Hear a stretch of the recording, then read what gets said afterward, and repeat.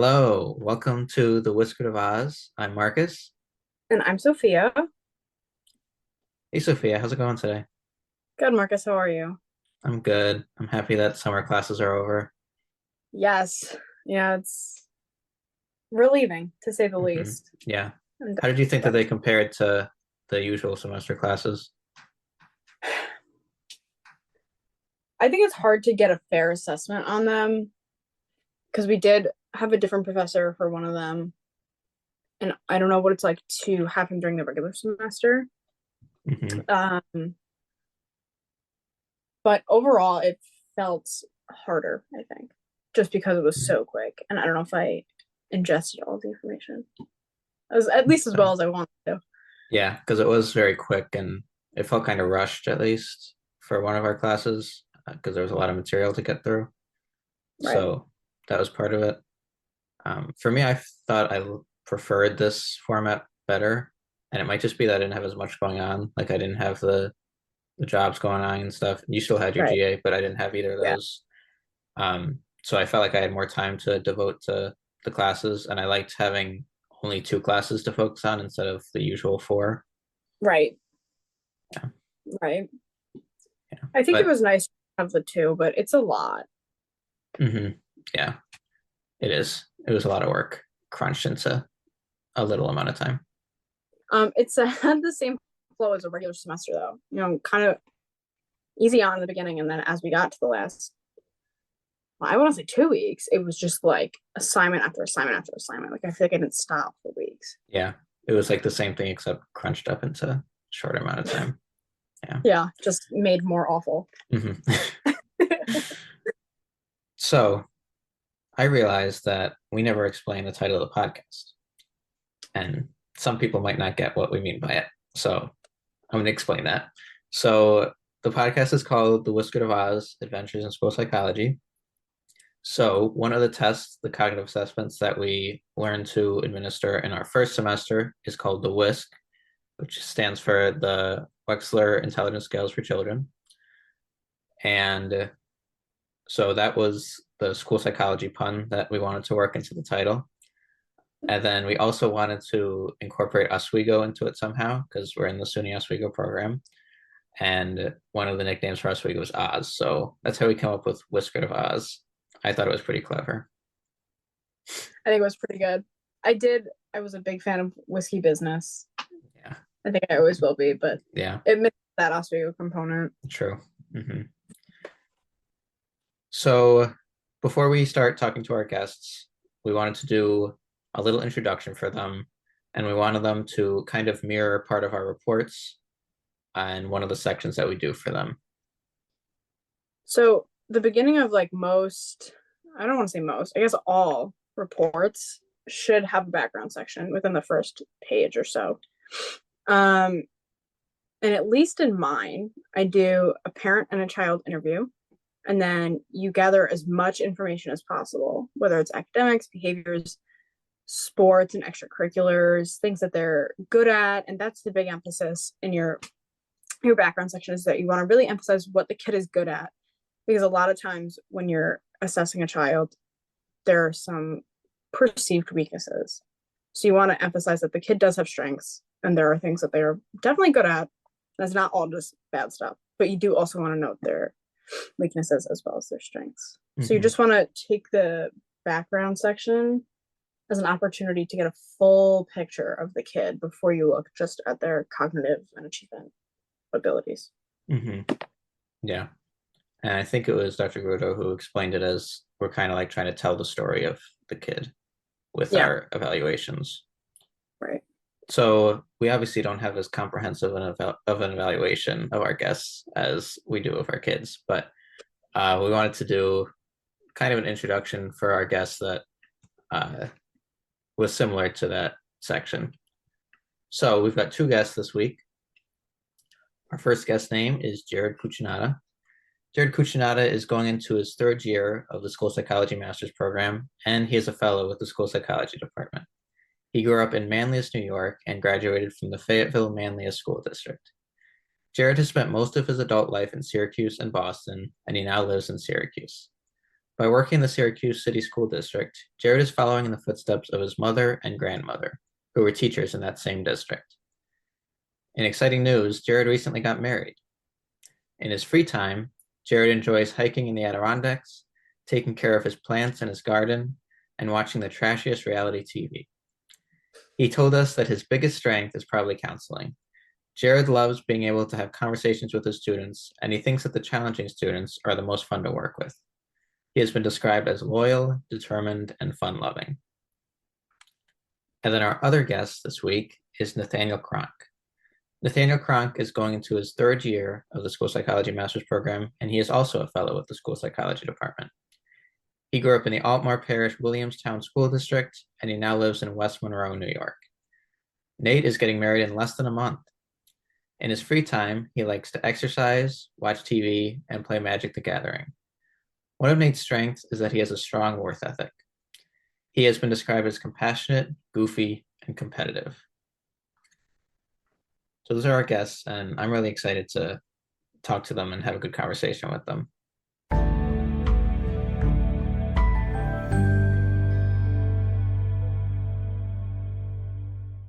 Hello, Nate and Jared. Thank you so much for coming on the podcast. If you guys just want to introduce yourselves with your name and your pronouns to start, and then we'll get started. Yeah, sure. My name is Nathaniel Kronk. He, him. Yeah. And I'm Jared Cuccinata, and I use he, him pronouns. Great, thank you. So the first thing we wanted to ask you guys is what you are most passionate about within the field of school psychology, and if you could explain it kind of in layman's terms. Yeah. So mine was sort of, I don't want to say newly discovered because I always sort of had a passion for it. But it definitely reinvigorated over a couple of my coursework classes over the last semester. But I really like behavioral intervention and behavioral assessment. I think it's a super interesting part of the job, and I think it has a lot of impact on a student's academic functioning. What that is just being able to look at a child's behavior, sort of determine the function of their behavior, the reason for their behavior, and then developing a strong intervention plan with evidence-based practices to try and get it so that those behaviors aren't impeding their academic success or those other students in the classroom. I would have to agree with Nate. For me, it's been a journey. I think when I entered the program, I thought cognitive assessments would be my favorite thing. And I do enjoy giving those, and I like scoring them. I'm a little bit of a weirdo. But what I found is in the schools, teachers and administrators tend to find the behavioral interventions to be the most helpful. And I don't know if that's just because of the time we're in with kids coming out of COVID. Maybe we're relearning certain things, but my biggest passion is helping out the school. And I found that the behavioral interventions, like Nate said, tend to be the most appreciated by the teachers. So I'm learning to like those the best. And did you find that giving the cognitive assessments was still enjoyable in the schools, or was it more enjoyable during the program? It's super enjoyable in the school. It's, in the program, you find your own people to sort of test these assessments out on and get the hang of it. And when you actually start doing it with a kid and a student, you sort of get you get to meet new students and new personalities and experiences. And it's always some fun to it. And I still find it really fun in school, just maybe not my favorite part. And I think we're looking forward to getting to see what that's like in the schools because we haven't had that experience yet. It is very fun once you're actually in the school, being able to sort of be like, oh yeah, this is how you do the job. So much better in the school. It's such a great time to get to know the kids too, because you can make them as fun as you want to make them. And especially with the younger kids, sometimes they just say like the funniest things. And I've really enjoyed working in the school. It's more fun to give them to the kids than it is to give them to my husband and my friends. They are enjoying the break that I'm not cornering them and testing them every week. I think that's something that our cohort is definitely looking forward to because we had quite a few issues with testing friends and family. They all kind of ended up pretty poorly. Well, it definitely becomes a little bit easier in the school. And believe me, your supervisor will have a long list of ones that are available. So, Wait, Sophia, what do you mean by poorly? I know a couple of us tested some siblings, which ended just awful every time. I know with my own sister, it was pretty rough. She like just wanted nothing to do with it, and it ended in a huge fight. And I think at least two or three of us had the same experience. So it seems like our participants just didn't really like it too much. They're very long. I Yeah, it takes a long time. And I've had participants who insist that they're giving the right answer when they're not, and it just turns into this clash, which I've not had that experience with students. yeah, also bribery. Bribery was key for me in the classes. It's not bribery; it's positive reinforcement. So if they sat down, we got through a lot of the tests. I usually brought like donuts or something. It was like, you can eat donuts while we do it. But definitely, learning is it's a journey. Learning the test and getting your own examinees. Nate, can you test me? I want donuts. Uh, no, I got a wedding to pay for. I'm not affording any more donuts anymore. All right, fair enough. All right. So our next question for you guys is what you're most passionate about outside of school psychology. So in your own personal lives. Oh man, that's a good question. I guess it's like for me, it's family first is everything. I come from a very large family. I come from a very rural community. Um, so I have eight siblings. So I got quite the family, large extended family. So, and I'm always trying to in my free time trying to invite my little brothers over just to spend time with them. I just had my youngest little brother. Shout out Jaden, just graduated high school this year. I have another younger brother who's going into the seventh grade, and I have a younger sister who's 6 years old. So I always trying to spend some kind of time to spend time with them, go catch a movie or something. Uh, but yeah. So for me, it's really about family. That's awesome. For me, I really want to try to travel a lot this summer. That's been my new focus. I didn't do really anything during COVID, and before COVID, I never had the money to travel. So now I want to go see national parks. I love nature. I love hiking. I want to try doing some camping. So for me, the passion is figuring out really great parks to go to and seeing new places. That sounds like a nice relaxing break from our program. A much needed break. That's great. So thank you guys for that. Our next thing that I want to talk about is the fellowship. So just a quick overview. We talked about it in the last episode, but the school psychology department got a fellowship. It's called CRISP, Cultivating Representation in School Psychology. And the three of us, me, Nate, and Jared, are the current fellows for this past semester. And Nate and Jared just kind of graduated out of the fellowship because they will be full-time in their internship next year. So I just wanted to ask you guys to talk about kind of the work that you did as part of the fellowship this past semester. Yeah, definitely. That also you did. Don't don't downplay your own role, Marcus. Um, but yeah, we did a lot of work. Um, the whole purpose, obviously, was to, as it says, cultivate representation in school psychology. So we sort of went in, and I know we had some brainstorming sessions. That yeah, what does that look like? How do we really push that initiative in a way that is effective and efficient? And we were sort of doing it on a, I don't want to say a time crunch, but not a whole lot of preparation time. We got the grant, I believe, just a couple weeks before the spring semester started, and we were accepted as fellows maybe a week before the spring semester started. So we were trying to hit the ground running and get going on it.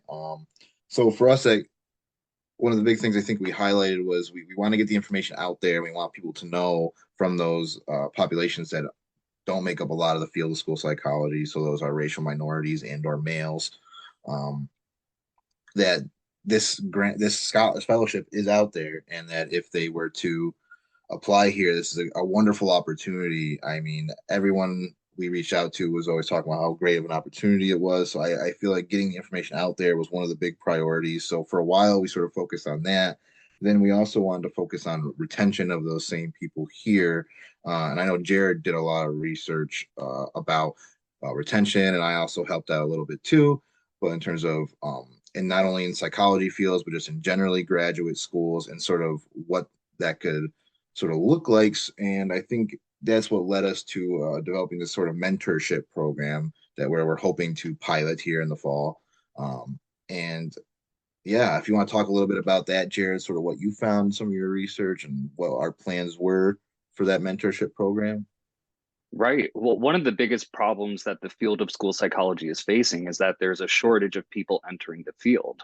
And looking down the road, it's unsustainable. We need to recruit more people. And what the research showed us was for all students, they performed better when there were mentorship programs. It fostered more community. It gave, especially first year students, more access to resources to get them through that first year. So we thought this is what the research is telling us to do. Let's see how we can implement this. And I think we came up with a really cool program. I'm super excited to start it next year. And then I think another interesting part about the fellowship, like Nate had mentioned, it was brand new. So I feel like we spent a lot of the past semester just figuring out what the fellowship is going to be and trying to create a rhythm and create roles for the fellows. And I'm excited to meet the next three fellows because this is going to be our first full year of the fellowship. And I think we're going to come up with something really, really cool together. I just can't wait for them to join us in a couple months. Yeah. And like you mentioned, it was so exciting to be able to kind of create what we wanted this to look like. And as an example of that, it's this podcast is part of that. And it was just it's exciting for me going forward in the future for next year to be able to keep kind of innovating and figuring out what works best for us. I mean, even the timeline, right? Like you get a whole other semester where, in terms of long-term planning, that you just have access to. Because here, it's even hard to plan. Where we're planning in the spring for stuff happening in the fall. There's a whole summer in between. It's hard to really navigate how things are gonna look that far out. But I feel like those 2 semesters, that fall and spring semester, they're usually pretty concrete with an academic calendar, and you know when things are happening. So I think that's going to be a really efficient way for some of the new fellows and for you to be able to come up with some new initiatives and ideas, and for us to sort of help you guys with that too. Yeah. And that's really exciting it's going to be exciting for all of us to see what the future looks like. And speaking of that, I wanted to ask you both, we kind of just talked about the mentorship program, but looking forward, what would the two of you hope for the fellowship? It's a 5-year grant. So there's that 4.5 years remaining. What do you two hope to see in the future outside of the mentorship beyond that? I guess I'll speak first. Not only obviously the goal of the fellowship is that we increase diversity and representation in the field. So I obviously want people of those kind of representative groups to join the fellowship. But I also would like to see we're partnered with Syracuse City School District on this, so I would love to see some maybe past Syracuse graduates to really give back to the community, because who knows the community better than those who grew up in that community. So can't guarantee it's going to happen, but it would be really cool to see some Syracuse people who grew up in Syracuse end up in that fellowship and sort of be able to benefit from that and then give back to the same community. I totally agree. I live in Syracuse myself, and my mom taught in the Syracuse schools. My grandma taught in the Syracuse schools. So I really want to be able to promote this within the schools while I'm working there too, and really foster this relationship between the Syracuse City District and SUNY Oswego. I think it's such a great opportunity for people to enter SUNY Oswego and have a chance to, it's a pipeline. This fellowship is a pipeline to your first job. And I find that to be super exciting.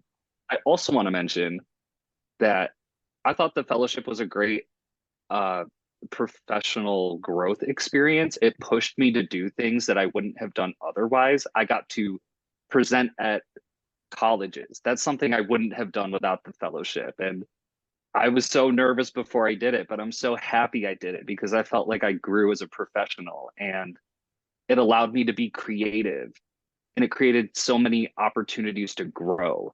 So I think next year we're only going to see more of that. So that's my hope, that there's going to be more creativity, maybe more presentations, and building more relationships. That's my hope. In terms of piggybacking off what Jared said in terms of professional development and growth, it's something that we sort of didn't really get going too heavily this semester. We've looked into it. We have some names down. We have some plans going forward. But that's something I would love to see in terms of speakers, people who can provide some unique insight through either their research or their experiences within urban school districts like Syracuse City, and just being able to provide that kind of professional development. And like Jared said, it's just the amount of opportunities that I think we receive just to do things that sort of push our boundaries and, put us out of our comfort zone and let us grow as professionals and as future school psychologists. That's great. Thank you guys so much for that. I am glad that for this first semester we had such a good group of the three of us to kind of get the ground running on this. And I hope that we laid a good foundation for the future fellows to really keep this rolling. And I think they will. And I'm excited for that. Mm-hmm. You let us know how we did, Marcus. I'll be sure to keep in touch. All right. So now we talked about the fellowship. So we're going to get into the main topic of the episode now. So our main topic, as Marcus said, is just trying to pick everybody's brain and see what kind of things we wish we knew before starting grad school. I'll go. Mine are easy because I feel like in a lot of ways I had to adjust quickly. I was not a super good planner. Even in the beginning of undergrad, near the end of undergrad, I sort of started to figure that out and get my ball rolling. But time management, learn how to manage your time. Learn that an hour sometimes, like back in the day, I used to think, oh, an hour's not enough time to do stuff. I can do stuff in an hour now. Like an hour is a good time for me to work on a paper or finish an assignment or do something that I need to do. And I think that's just the most important part is being aware of your own time and what you're going to do. Yeah, and also leave time for self-care in that same vein. Just because you have all this work to do doesn't mean you still have to go and take care of yourself. Otherwise, you are going to burn out of school too. So there's a couple things I wish I had known. I think the first one is kind of specific to the job itself, where I knew school psychologists worked in special education, but I didn't realize just how much of our job really did focus on special education. I love that. I always wanted to work in that field, but I do know sometimes people enter the program thinking it's going to be more like a school counseling job. And I feel like they're thrown off by the first semester when they see how much of it is about classifying disabilities and coming up with interventions for special education. That was a pleasant surprise for me. That worked out fine. A not pleasant surprise for me was imposter syndrome. My first year in the program, I really, really suffered from this. And I thought I didn't belong in the school. I thought, oh, how did I get picked to be here? I don't know. I did well on the test. This isn't right for me. I don't know what I'm doing. I feel like I'm always like one step behind. And I didn't talk about it with my cohort because I just wanted to look like, okay, I got this. I wanted to project like I knew what I was doing. But a lot of the times I really didn't know. And come to find out later on, almost everybody had that feeling in their first year. Almost everybody, when they started counseling kids, felt really nervous and felt like, oh, am I doing a good enough job? That kind of insecurity. So I wish I had known that would be a normal part of a graduate program, to feel like you're an imposter. A lot of people feel that. And then I have to say, my second year of the program, I didn't feel that. I felt really, really confident. And it was in my second year that when I entered the schools and I started working with kids, I felt like I know what I'm doing. Okay, I know what this is. I know how to help. And my confidence grew so much in the second year. But that first year, it was, for me, tough on just a personal level. Yeah, and again, I'm gonna piggyback off you again, Jared. I think for me, and you can confirm this or deny this whether you're for your own experience, but I think for me, I also that imposter syndrome. And I think what helped me a lot in the second year was I think we started to come together even further as a cohort and sort of talk about our experiences and sort of lean on each other. Like, what would you do? What do you think about this? And I feel like the first year we were pretty tight. We did get tight right off the rip, which is I highly recommend, by the way, It's another thing I wish that people should know going in is rely on each other, push each other, help each other, recommend stuff to each other, look out for each other because really you get by with your cohort, and your cohort matters a lot to your success. Um, so I feel like the second year we came together a lot closer, and that's sort of what helped me with that imposter syndrome. Was I saw, other people had those feelings, they're learning, but like even just talking with and engaging in that conversation about aspects related to school psychology, it made me realize like, oh, like I do have this stuff like down. I do know some of this stuff, and I am able to convey it in a meaningful way to other people. And I think that really helped me that second year of the program. Yeah. And just to build off of that, Nate, what you were saying about your cohort, one of the main things that I wish I knew was how close we would get as a cohort very quickly. Because I know like before I entered grad school, I was kind of nervous about like who would be in the cohort. And I remember asking Dr. Story when I met with her, like how close are the cohorts? And of course it varies from, I'm sure, from cohort to cohort, but I was pleasantly surprised at how close we got so quickly within probably the first few weeks, definitely within the first month.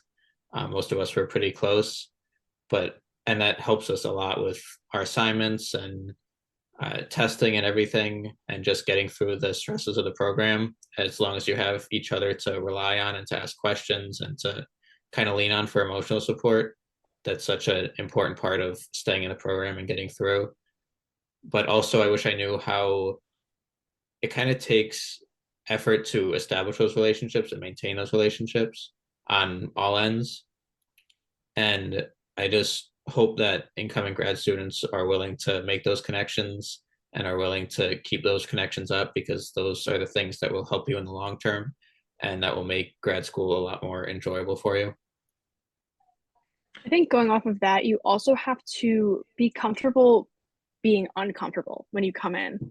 I know like I had a pretty rocky undergrad experience. I kind of like sped through it and it was COVID and I came straight here. And I had no idea what the like friendship building aspect of college was like. And I knew this was going to be super different because it was a grad program. And I had to get myself comfortable with the idea of being vulnerable with these people that I have no idea what they're like. I don't know what their interests are, where they're from. I don't know anything about them. I know anything about our professors, or I was pretty comfortable with campus because I went here, but there were just so many unknowns that I had to really digest very quickly and just push out of the way because I had to get going and I had to build relationships and just jump right in. And I think that's something I wasn't expecting. Yeah, and I think you're absolutely right about being comfortable. It's going to come a point of vulnerability in your cohort where you're going to make a friend. You're going to have vulnerability there, and I feel like it is really hard. And I can agree with you that I also went here, so I was pretty comfortable with campus. I knew where everything was. If you didn't go where you're going to for your graduate school or master's, and you didn't go to undergrad there, I recommend looking at the map a little bit. I know there were more than one person asked me on the first week, where do I find this? Where do I this? How do I get here?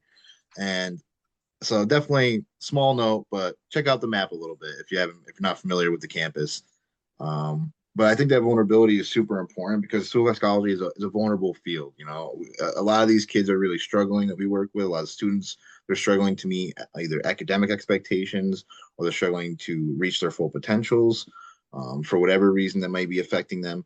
And you have to get comfortable with vulnerability. Those students and their families are going to be vulnerable with you about their struggles, and it's just a kind of feeling or vibe that we got to get used to and being around and being able to talk about it. Sophia, you talked about being new and trying to navigate that and just how quickly grad school moves and how, that feeling in the beginning.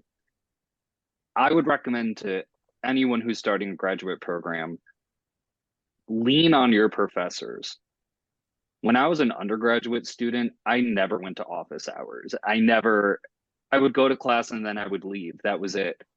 And what I found in graduate school, these professors, especially in the school psych program, they are so invested in us and they're invested in our outcomes. They're here to help. And I wish I'd started building relationships with them sooner, but it's going to happen naturally. You're going to see the same professors over and over again. You're just going to naturally form a relationship. But I think maybe as a new graduate student, you just don't want to impose yourself. You don't want to reach out, but that's what they're there for. And they want you to show up to their office hours. They're so bummed when people don't show up. So I tell any new students, like, rely on your professors. They love to help. And that's what they're here to do. They're here to support every single one of you. Mm-hmm. Yeah, I second that because I always felt like an undergrad, like I was like if I was send an email to the professor, I'd be like, yeah, I don't want to bother them though, or like I don't want to look like I don't know this.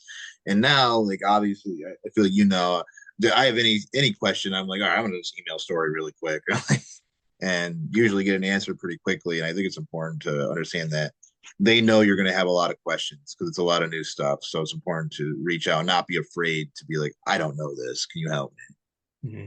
Nate, you straight up call the professor sometimes too. You take it to the next level. I'm a big caller, man. I hate texting. I hate messaging. Like I feel like no one ever answers. I'm like call first, and then if you don't answer, I'll send you a text. That was a great point, Jared, because when I went into grad school, I felt like because these were grad school professors, that they would kind of be like focused on research and not focused on helping students. And it was kind of an intimidating experience to go in and not know if they are going to care if we succeed. And I think I was surprised at how willing some of them are to help and how invested they seem in making sure that we succeed. I think part of that is because of the field we're going into and because there's such a shortage, especially in the central New York area.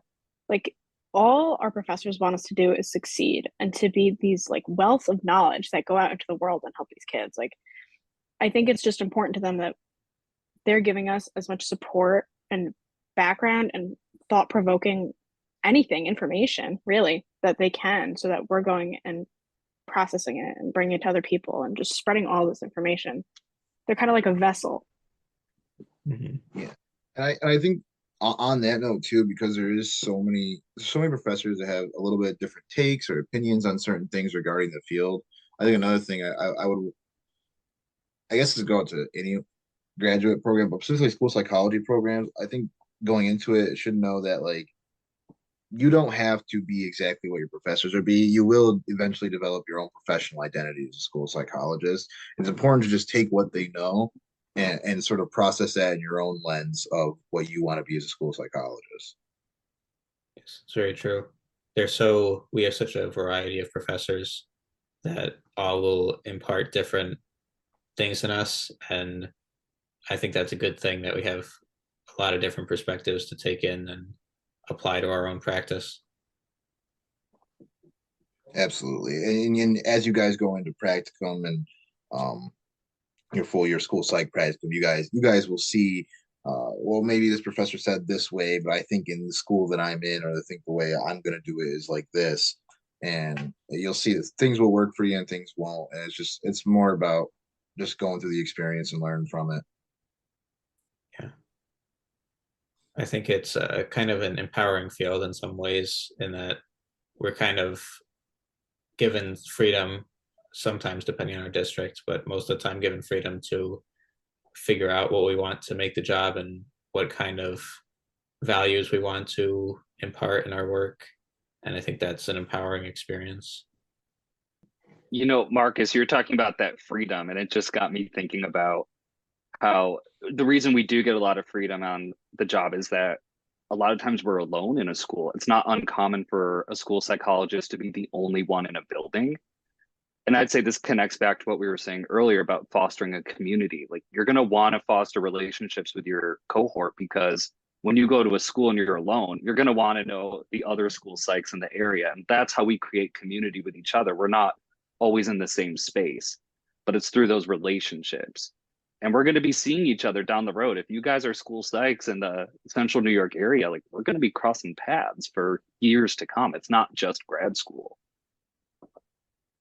Yeah, and it's great that this program is good at connecting us in some ways. It's kind of the nature of a stressful grad school experience, that you get bonded to your cohort. And it's just, that's a positive of the stress, that we get to bond with each other and have those connections throughout our lives if we stay in the same area. Yeah, and I think that I like that you brought up the stress too, because I feel like we have all shed the light on the great things about the program. I don't want to. I'll be upfront and say it can be stressful. The first year is definitely you're learning a lot of new things. It's a graduate level workload for the first time, so you're sort of adjusting to it. And so it is stressful, but I don't know. I think I've learned to thrive in the stress at this point. I think I learned to that. I think now I do make the most growth when I'm stressed, but it's definitely that's why I brought up the self-care earlier because it's going to get stressful at some point. And it's important to know how to step away from that and take care of yourself in the way you need to sort of overcome that stress. Something I did, I made a hard rule with myself after I cried on my birthday, November 6th, because I had so much to write for my report. And I told myself, Jared, you're not going to do any work on Sundays. I just gave myself one day a week and I said, you're not going to do any work. And that made such a huge difference for me. It just one day to not think about it, to step away. And I would recommend that to anyone in the program. You got to give yourself some time off. Otherwise, there's always work to do. You could just work yourself constantly. You have to build time for yourself to relax. Yeah, and I think I'm a big mindfulness person. I think you like with that and the building time for yourself to relax. It's important if you're not being mindful during that time. So if you're like, oh, I'm not doing work, but then the whole time you're like, oh, I should really be doing work. I should really be doing this, or like I better get on this, or like, man, I can't believe I'm doing this and not work. Then you're not being mindful of your self care and you're in the activity that you're engaging in. And I think that's an important part too. I think to both of your points, during the regular semesters, it's a little different during the summer, but during the fall and the spring, giving myself the evenings, like nighttime, to kind of unwind, like at a certain point when I feel myself getting tired and falling off, just kind of being like, okay, like I'm gonna shut this. I'll do it again in the morning. It's gonna go all day, the next day. Like it'll never end, like you said. But if you give yourself the evenings, you can kind of bring your stress levels down to a degree so you can like get a good night's sleep and really feel well rested for the next day and kind of refreshed. Like you want to go into every day feeling as refreshed as you possibly can during a graduate program. Yeah. Yeah, I agree. I'm a big same thing. After like 4 o'clock, I'm probably 4 or 5 o'clock, I'm probably checking out. Like I'm probably like, yeah, I'm gonna go watch a movie or something. Yeah. And it's okay. You give yourself that time off, and somehow the work always gets done on time anyway. Yeah, you wouldn't believe it, but I think this is advice I need to take. really, Marcus. Oh, yeah. Yeah. Never considered this one day off thing. It's a good idea. Yeah, it's pretty solid. Hmm. Can confirm. Yeah, because even if you don't give yourself that break, I feel like it ends up happening anyway, of like you just crash and burn and end up not working anyway. And Oh yeah. you're either stressed out and not working or like taking the time for yourself and relaxing and not working. Yep. Or And I like feel like everyone has to find that balance of, all right, I want to work hard, but it's going to be different for everyone. And that's a big part of the first year, I think, is just figuring out your work-life balance too. yeah, and I think that changes too, like between the first because first year it's like you're learning everything, so it sort of feels monotonous of like, okay, we're learning this thing, then we're learning this thing, then we're learning this thing. I think once you actually get into like practicum year, it becomes like I don't know. I think it's a little bit more like I want to do it. Like I get a lot of joy out of doing it. I have a lot of fun doing it because it is like working with students and talking with students and being able to help them and actual people in their academic success. And I think that I get a lot of fun out of doing my work eventually too. All right. I have a more basic recommendation for people going into this grad program specifically. I didn't know going in that we had to find our own volunteers and especially kids to test. So everyone should be ready to find at least one kid, probably two or three, to test, and a slew of adults to test, friends, family members. I would say going off of that, it will be very difficult to do if you are not local. I'm from Long Island, which is whatever, 6 to 8 hours away. It was really hard to find, especially children volunteers. on breaks, I would go home and I would do like 2 or 3 tests at a time because that's when I had kids. So I would just be mindful of that if you're coming in. Yeah, and definitely do it ahead of time. Like don't be like, oh, I gotta learn, I gotta give this assessment, then have the report written next week. Let me go find someone. Nah, take like a month and try and send messages out early on in the semester. Like I'm gonna need I'm gonna need to do this later on. Will you be available?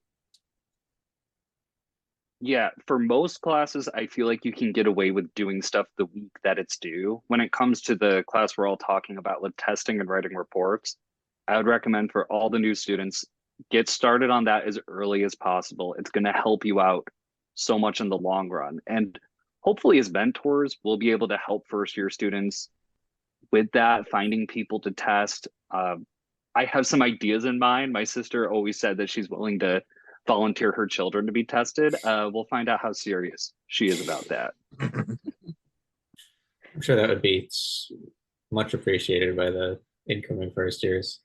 Because I know, like, for us, it felt like it was always kind of a struggle, even for, like, I'm pretty local. It was always a struggle to get kids. And there was one test where it was like up to age 18. So I was able to grab an 18-year-old. So there was always like those situations where you're like just like trying to figure out who you know and who can fit within the age requirements of the test. And yeah, it's a little difficult.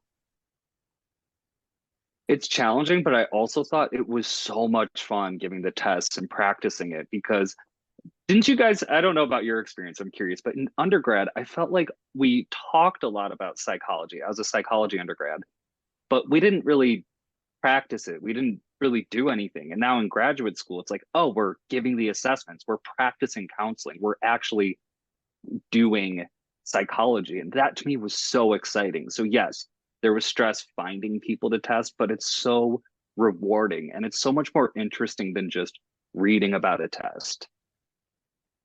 I think being hands-on changes the experience a lot. Like you sit in class with story, or we had Carlo for one, and like you read about the tests and you look at examples and things like that. But when you really sit down somebody and like start going through it and seeing every question that they're going to do and all of the verbiage, it's just so different. It really changes what you think about these things.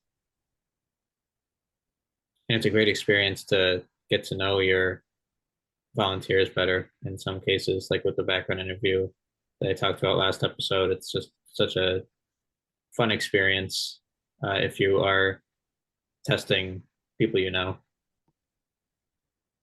I will say be open to change. I came in personally pretty set on the age group that I wanted to work with. And as soon as I started my counseling practicum, I like knew that I was wrong when I first came in. Oh, I was really? really set on high schoolers, but I like cannot possibly imagine working with anybody over the age of like 12 at this point. That is very funny because I followed an almost identical path where I was dead set on working in a high school, and then I did my mental health counseling practicum in a high school. And I'd say that I enjoyed every student that I worked with, and I had a really great time with them. But I just, and I'm also my school psych practicum was in a middle school. And basically, I still am interested in the high school because I really like the transition planning school psychology part of it. I really like preparing those students to be functioning members of society and get them out there and being able to contribute in the best way they can. So I like that part, but I definitely was like dead set on high school. And now I'm sort of like, maybe there's some other spots I would enjoy too. You know, Sophia, you brought up such a good point about being open to change and really just open to the experience. Because when I started my second year, I thought I wanted to work probably in like the CNS district or kind of a suburban district. I ended up getting placed at Syracuse, and it just worked out to my advantage. It wasn't something I planned on, and I ended up loving it. And it changed where I wanted to do my internship. And then because I was doing my internship there, I got the fellowship opportunity. And none of this was stuff that I could have foreseen happening. And I think for everyone in the program, you don't know what's going to happen. So by being open to the experience, it's really creating opportunity. And you got to trust the process. You got to trust it. Roll with the punches. Roll with the punches. And kind of related to what you were saying, Jared, about being open to new experiences. One of the things that I wish I knew going into grad school is how working while you're going to grad school is challenging, but it can be such a rewarding experience in some situations.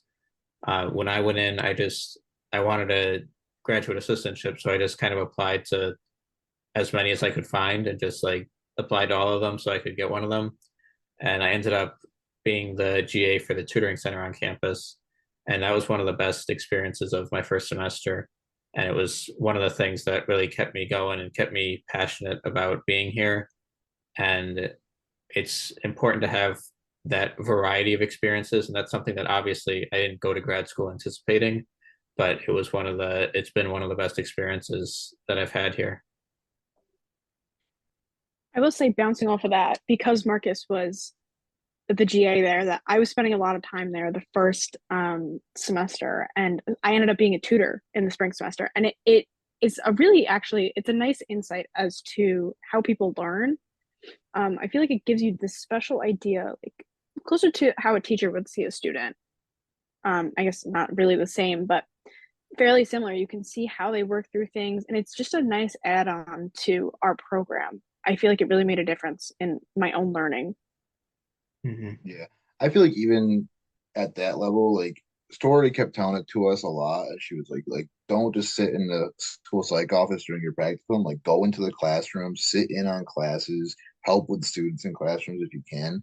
And I really took that to heart and I tried to get out there and do that. And I think that was I'm a lot of the classrooms didn't I don't want to say they didn't want me, but it was like I sort of let them do their own thing. I just watched. But in the ones I did get to get involved or I did get to do something with the students, that was really rewarding to me. And I think that's super important. And like you said, it's a different perspective that you see when it's actually you're seeing how the classroom functions and how like the learning process functions in person. And going into the classrooms is the best part of practicum. You get to go in, you get to form relationships with the kids, and it really made me feel like I was a part of the school. It made me feel so much more comfortable going in there. I just love practicum. Like I'm so excited for you two to start your school psych practicum in the second year. It was hands down my favorite experience from the whole graduate program. Yeah, I'm looking forward to that. I'm hopeful that it's going to be a good experience. Yeah, I will say it'll probably be you guys' I wouldn't doubt if it was your guys' favorite experience thus far. It, for me, was one of my favorite experiences thus far. Just being able to do it and actually get that guidance too from someone who's currently in the role. That's very good to hear. I hope that it's as good of an experience for us as it was for both of you. Did you think that that was a shared good experience amongst everyone in your cohort? I think, yeah, I think the majority, everyone enjoyed it. I think everyone had their gripes. I don't think there's anyone who went into their practicum sign and was like, mine's perfect. But like, I don't think anyone's going to go work in a school and say my school I'm working for is perfect either. Mm-hmm. Exactly. There's a lot of challenges out there, and especially as school psychs, we're working with students who have difficulties in behavioral management or academic success. So it's going to be challenging. But as a practicum student, you get so much freedom. And I think that's can make your experience so interesting. You're not on a schedule so much like a school psych is. You get to go into different classrooms. You get to do testing when you're ready to do it. So it's what you make of it. If you're willing to take charge of your practicum experience, you can make it really whatever you want it to be. That's great to hear. It's definitely, like we were talking about before, it's a hands-on job and you really get that empowerment to make it what you want in some situations. So it sounds like this practicum really mimics the career in a lot of ways. Mm-hmm. Also just fun. Kids just come up to you and they want to know why you're in the classroom when you're doing an observation. And you can't tell them, but it's fun that they come up to you and they're like, what are you doing? So does anyone else have any good pieces of advice for incoming grad students that we haven't covered yet? I think I've covered everything I got to say. Good.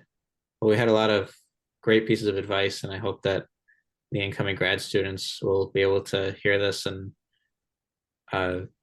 we all wish them luck, and it's a very exciting experience. I'm excited for all of them, and it's going to be stressful, but I think it'll be rewarding at the end. Yeah, definitely. I love the field. I love the work I've got to do so far. I'm excited for my internship, excited to become a school psychologist. And after I pass my practice exam and get done with internship, but I'm ecstatic about the field and where it's going. Excited to see the first years come in and take the same journey you guys have thus far. Mm-hmm. I know. I can't wait to meet the first years. I hope I get to see them all at the beginning of this semester. I hope they're excited about the mentorship program and being a part of our community. We formed such a great community at Oswego, and I'm ready to bring in some new people. That's great. Yes, this mentorship program will be a great opportunity for us all to connect more with them. That's a very exciting part of the fellowship. Well, thank you both so much for coming on the podcast. I think our audience will learn a lot from you, and we learned quite a bit from you too. So thank you so much. You're always very supportive, and we can always learn more from you. So thank you so much. Our first guest. Hey, Awesome. thank you guys for doing this. This is so exciting. I can't wait to hear more. Thanks, guys.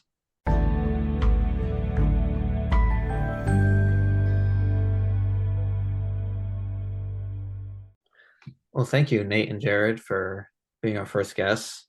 That was a good conversation. And I'm excited for our future guests. So now we're going to do our DEI segment, where we highlight issues with diversity, equity, and inclusion within the field of school psychology.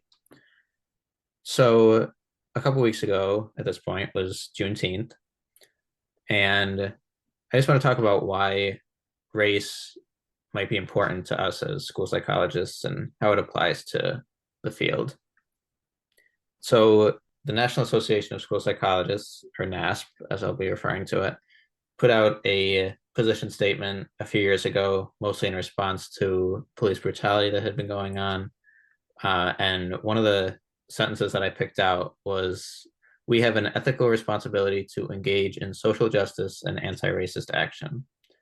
And for me, I think one of the reasons for that is that we have a responsibility to make sure that all students are getting a fair education and are not being unfairly discriminated against. And we're responsible for each student making sure that is happening. And unfortunately, there's a lot of disparities that happen in education based on race and based on other things too. But our focus right now will be race. So it's important because a lot of the students, we're not going to just be working with students that are white students. There's going to be a lot of different cultures and a lot of different races that make up our student body. In 2021, only about 45% of students enrolled in public schools in our country are white, and the rest of the makeup was other racial and ethnic minority groups. Black or African American students made up 15% of the public school population. Hispanic or Latino students made up about 28% of the population. And there's a lot of disparities that occur. So in 2014, the high school graduation rate for white students was 87%. For Black students, it was only 73%. And there's a lot of factors that go into this. There could be neighborhood environment factors, school factors, but a big factor is how students that are from racial minority groups are treated by teachers and administrators. And one statistic that stuck out to me is that Black students are 54% less likely to be referred to a gifted program than white students are, even when test scores are controlled for. So when these students perform the same on standardized tests, Black or African American students still have a 54% less chance of being referred to gifted programs.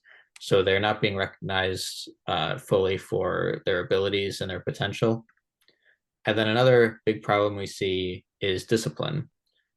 So Black or African American students had an out-of-school suspension rate that was 3.5 times higher than it is for white students as of 2012. And these disparities go above and beyond poverty or socioeconomic status, which obviously has a big intersection with race in our society, but it goes above and beyond that. So it's based on race. And these disparities in suspension, while they might seem kind of trivial at the time, they can lead to higher rates of placement in the juvenile justice system, less chance of graduating, and lower wages overall than their white peers. And this part of this is known as the school to prison pipeline, where a lot of these disproportionate discipline measures against minority students can lead to a higher rate of imprisonment and interactions with the criminal justice system. And then another thing that we talk about within school psychology is something called disproportionality, because a lot of what we do focuses on placing students in special education, deciding whether they should go in special education or not. And disproportionality is a term that refers to either the overrepresentation or underrepresentation of a group of students within special education, specifically in this case. And it's been found that Black or African American students are 1.5 times more likely to receive special education services than other racial or ethnic groups combined. And while some people may see special education as a good thing, and it is in a lot of cases, it's not a good thing to identify someone when they should not be identified if they don't have a disability, if they don't have an educational disability. There are potential harms in labeling and in excluding them from the general education environment that need to be accounted for. So if they don't have an educational disability, then they should not be identified as having one. But we're seeing that race can play a big part in that. So I think it's important as school psychologists that we have some kind of cultural competence and we understand what's important to other cultures and we understand the history and what's led us to this point and what's led to all these disparities, which I just touched on, but there's a whole host of big problems related to race and education. And a lot of the systemic racism in our society is rooted in the institution of slavery because of the effects of that still rippling through our society. So an important holiday to take note of is Juneteenth. So I'm just going to give a brief history of what this holiday is for a lot of people that don't know, because it's been celebrated for a long time. It's been celebrated since 1866 in the Black community, especially in Texas. And it's recently become part of the larger conversation around race in the country. But a lot of, especially white people, don't know what this holiday is and don't know its importance. So I just want to highlight that a little bit. So the Civil War the main cause of the Civil War was slavery. In 1860, almost 4 million people were still enslaved in the United States. So we had the Union and the Confederacy fighting for control. The Union wanted to keep the country united, and the Confederacy wanted to break off and maintain the institution of slavery. So a really important event was the Emancipation Proclamation, which most people know about. Abraham Lincoln issued this, and it went into effect January 1st, 1863.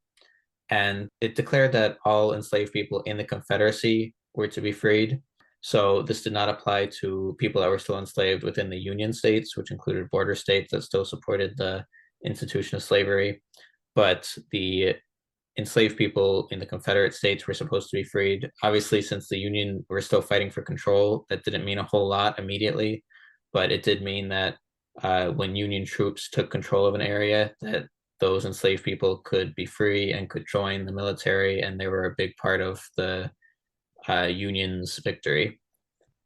After the war ended, after Robert E. Lee surrendered in 1865, that still didn't lead to all enslaved people being free. There were still states in the South that Union troops hadn't reached yet, such as Texas. There were slave owners that would bring their enslaved people to Texas just to avoid Union troops. So there were a lot of enslaved people still in Texas after the war was over and after they should have been given their freedom already. But on June 19th, 1865, Union troops arrived in Galveston, Texas, and read off the Emancipation Proclamation and notified enslaved people of their freedom. So this is where the holiday Juneteenth comes from. It's that day where the furthest state in the Confederacy was reached. And it was still a struggle, though. A lot of people did not free their enslaved people immediately. They fought to keep control of them, and the enslaved people could be killed or harmed in other ways if they tried to escape. I read about one extreme case where an enslaved person had to stay for 6 years after 1865 because they just couldn't escape the person who claimed ownership over them. But an important point to note is that there were still people being enslaved in the border states after this because the Emancipation Proclamation did not apply to them. So after that, the 13th Amendment was approved and ratified, and it went into effect on December 18th, 1865. And that led to the ending of the institution of slavery throughout the whole country. So the more than 100,000 enslaved people in Kentucky and Delaware were then freed. So this holiday is meant partly as a celebration of freedom, a celebration of the ending of the institution of slavery, but also as a time of reflection on how much progress still needs to be made. There's still a lot of slavery going on in the world. Example in this country is that the 13th Amendment has an exception for people convicted of a crime. So if you're convicted of a crime, you can still have forced labor as a legal practice. So that's a problem that a lot of people have seen in this country. And there's also all these systemic racism challenges that can be reflected onto, as I just talked about, in education, and in really every factor in our society has some kind of disparities, whether it's housing or employment or mass incarceration. There's a lot of disparities, and I'm hoping that we can get into some more of those in future episodes. In 2021, Juneteenth was made a national holiday by President Joe Biden, and that really solidified it as a national holiday that we should all be aware of and that we can all reflect on. To reflect on Juneteenth, I went to the Strong Museum in Rochester, which is the Museum of Play, and they had a Juneteenth celebration, and it was a great opportunity to just listen and learn more about the holiday. And they had a variety of speakers, and they talked about Juneteenth and what it means to them. And some people see it as a reflection of the value of hope in uncertain times, and just having hope and knowing that anything is possible. If there's enough activism, you can create change in the world. And so it was a great experience to just learn more about this holiday. And they had a ceremony where they celebrated some of the elders in the Black Rochester community. And they talked about all the achievements that they had throughout their lives and what they had done for the community. And I just really enjoyed the whole experience. And it really was great to see the community come together and celebrate this holiday. And after that, we went through the museum, and it's a great museum for people that are interested in play therapy or psychology of children, because a lot of the exhibits talk about what the toys mean to the children and what the methods of play do for the psychology of children. And I had an eye out for exhibits that highlighted diversity, and there weren't that many, but there were a good chunk of exhibits that talked about representation in toys and how over time they became more racially diverse. There was one exhibit that talked about the Peanuts comic strip and how they eventually added a Black character to the Peanuts comic strip because of a parent writing to the author of the comic strip. And I saw different toys that there was a series of dolls where one of the dolls was a formerly enslaved person who had escaped to freedom. There was a toy for an indigenous girl and about her experience. And it was just great to see the different exhibits that talked about how representation matters to children in their play, and seeing them represented in their toys is an important part to their self-concept and how they see themselves in the world. So yeah, it was a great experience, and I highly recommend the museum to anyone that wants to check it out. Those exhibits are year round, and I just thought it was a great experience to go see and to learn more and to listen. Well, thank you for sharing, Marcus, because unfortunately, there was nothing going on that I could at least find in Oswego that weekend for Juneteenth. And I probably should have looked in Syracuse or Rochester, but we had quite a few assignments that week also. So I was doing a lot of. I wanted to touch on what you mentioned about the toys and play with kids. I think that's something that we've been seeing a lot, or I've at least been seeing a lot in recent years. I think there's been a big uptick in companies trying to make their toys more diverse and representative of kids. And I've seen quite a bit of backlash on it for no reason, really, to my own opinion. On like Twitter and even on like some Facebook pages. It's just so important because then you see those stories of kids who, they're 4, 5, 6 years old and they get a doll for the first time that looks like them, or a toy that looks like them or reminds them of their family, and it makes a huge difference, and it plays into that idea of hope and some sort of motivating factor almost, that these kids can really be anything they want. And that's something that we have to push in the schools, that there are absolutely systemic differences between races, and it's something that we should be working towards, getting rid of, obviously. But I love the increase in diversity in toys and movies and all sorts all sorts of culture that kids are seeing, because that's going to be such a huge part of what we do in the schools, showing that, they are represented.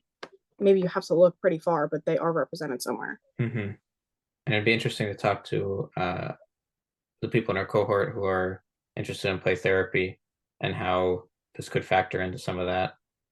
Some conversations about that could factor into play therapy and how they're represented in the toys that they use in play therapy. And I think also, just an aside, you and I both come from a place of privilege that I think is important to acknowledge as white people, that we have never been affected by systemic issues. It's just not something that we have any experience with. So we can only speak so far on it, just to kind of umbrella over our conversations here going forward, that we're only speaking from what we can find, on the internet and in our studies. It's not anything that we have ever lived through. And it's important for us to keep in mind, the two of us as people, especially, like I said, in the schools, because there are going to be so many diverse kids, especially in the Syracuse district. There's going to be a lot more diversity than I would have seen, here back at home, or even in the Oswego districts. So I think it's just that we both acknowledge that. Yeah, and that's another reason why the holiday's been overlooked so long by so many white people, because we've never experienced racism, and we don't have to know about racism if we don't want to, because just part of our privilege is that it doesn't affect us in a negative way on a day-to-day basis. So it's not something that is staring us in the face every day, as it is for so many of our students. Right.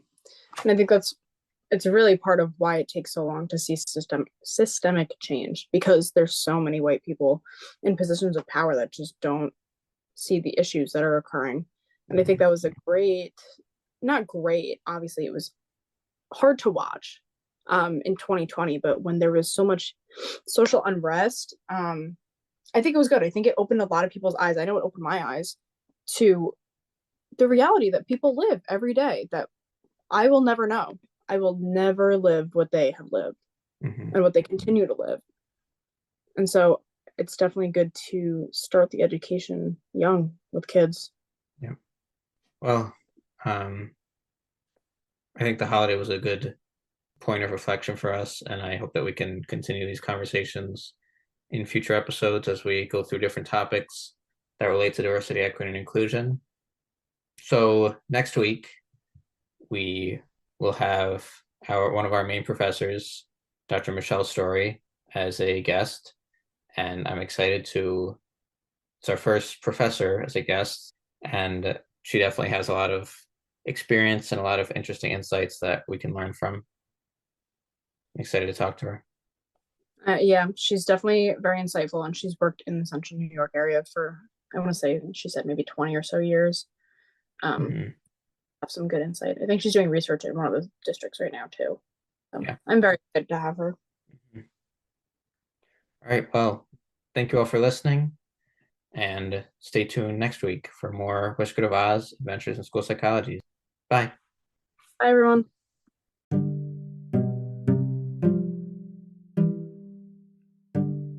For more information on the topics discussed in this episode, you can go to our show notes for our list of citations.